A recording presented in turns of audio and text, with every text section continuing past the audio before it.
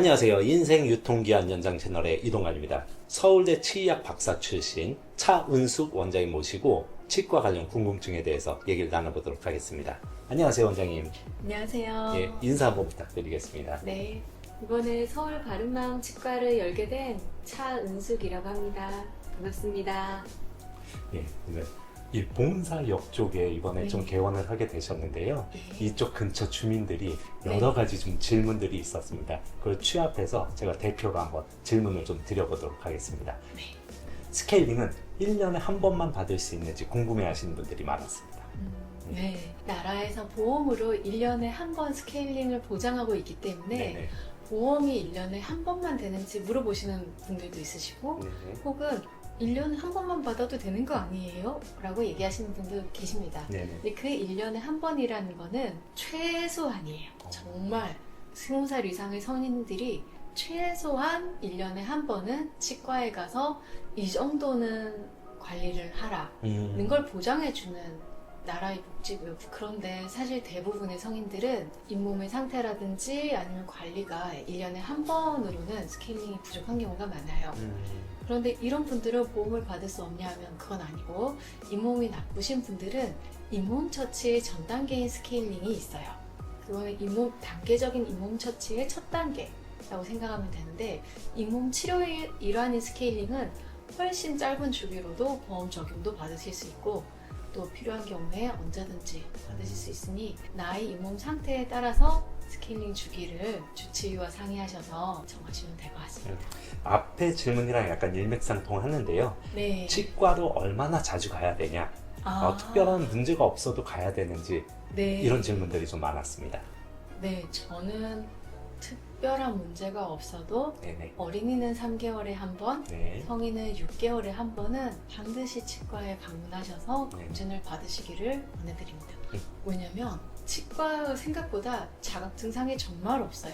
그래요. 저도 최근에 지인의 치과에 환자로 가서 검사를 받았는데 몇 달 전에 괜찮았던 잇몸뼈의 부분이 훅 내려간 거를 발견했어요. 근데 제가 치과 의사인데도 자각 증상도 별로 없었고 나 괜찮은 것 같았는데 라는 거를 의사의 진단을 받고 검사도 사진을 찍고서 확인을 한 거예요. 그래서 이런 주기가 최소한 6개월 정도는 체크를 해야 충치라든지 잇몸병이라든지 내가 알지 못하는 문제가 생긴 걸 확인하실 수 있습니다.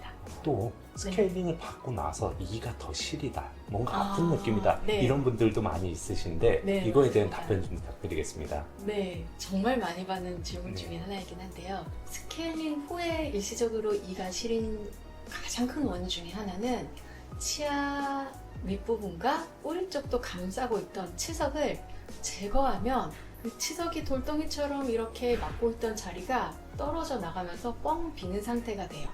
근데 건강한 치아 뿌리와 잇몸 사이에 치석이 있다가 그 치석이 제거되면 치아 뿌리 쪽으로 바람만 스쳐도 시린 느낌이 납니다. 찬거만 먹어도 시리고요. 네네. 일시적으로 느껴지는 증상인데 보통은 1, 2주 안에 회복이 되시는 편이니까 네네.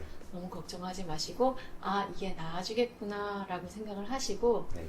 걱정하지 않으시고 스케일링을 받으셔도 좋습니다. 충치가 꼭 아프지 않아도 치료를 해야 되는 건가요? 제가 진료실에서 늘 말씀드리는 네. 얘기 중에 하나인데 잘 정지된 충치는 좀 더 지켜봐도 됩니다. 반드시 정지됐다는 건 어떻게 체크할 수 있을까요?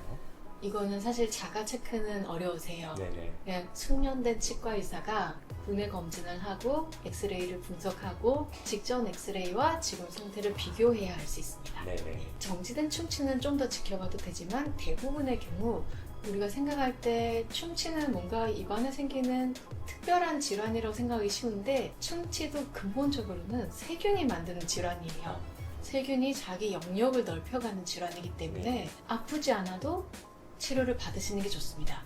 치료를 미뤘을 경우에는 더 고통스럽고 더 비용이 많이 드는 상태로 점점 진행이 되는 경우가 훨씬 많아요. 아프지 않아도 충치는 발견이 되었을 때 치료가 필요하다는 진단이 나왔을 때 치료를 받으시는 게 좋습니다. 요즘 보면은 네. 원데이 신경치료 뭐 이런 얘기들도 있는데 그렇죠. 신경치료는 왜 나눠서 해야 되는 건가요? 네, 우선 대부분의 경우는 나눠서 하는데요. 네네. 원데이 신경치료를 할 수 있는 조건들도 있기는 합니다. 치아 뿌리 끝까지 염증이 엄청 심하지는 않고, 하지만 이미 신경까지 감염이 진행이 되었거나 혹은 충치가 너무 심해서 이걸 신경치료를 하지 않을 수 없는 상태일 때, 그러나 너무 깊이 침범이 되어 있지 않을 때는 원데이 신경치료를 할 수도 있어요.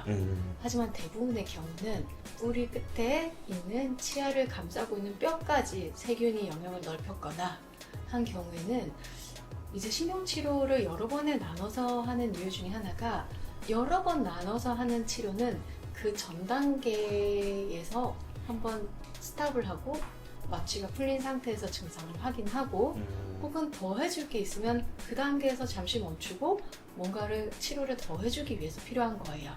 원데이가 안 되는 대부분의 경우에는 신경을 잘 아시다시피 감염된 신경을 제거하고 마취가 풀린 후에 증상도 한 번 더 확인을 하고, 이 치아의 상태가 과연 치료를 마무리해도 괜찮은지 확인하는 시간이 좀 필요합니다. 기간이 좀 필요하고, 그동안 소독도 충분히 하고 여러 단계의 소독과 여러 단계의 약품으로 처치를 받으신 다음에 최종 마무리를 하는 거예요. 그래서 여러 번 나눠서 치료하는 게 필요합니다. 그리고 충치 치료 후에도 통증이 있다고 하는 분들도 있는데요. 이건 왜 그럴까요? 네네.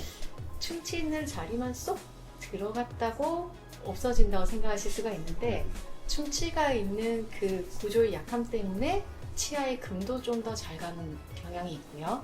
그리고 그 치아를 약간 무리하게 사용을 하면서 이를 잡고 있는 인대에도 무리가 갑니다.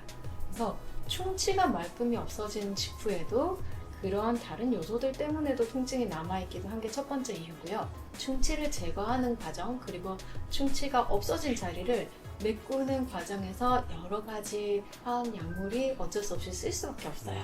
그래서 여러 재료에 대한 반응도 사람마다 다르기 때문에 그 재료에 대한 느낌이 자극이 되어서 한동안 아프신 경우도 있고 그렇습니다. 원장님, 오늘도 좋은 정보 주셔서 너무 감사하고요. 네. 앞으로도 기회가 되시면 출연 부탁드리겠습니다. 오늘 네, 고생 많으셨습니다. 감사합니다. 네, 감사합니다. 네.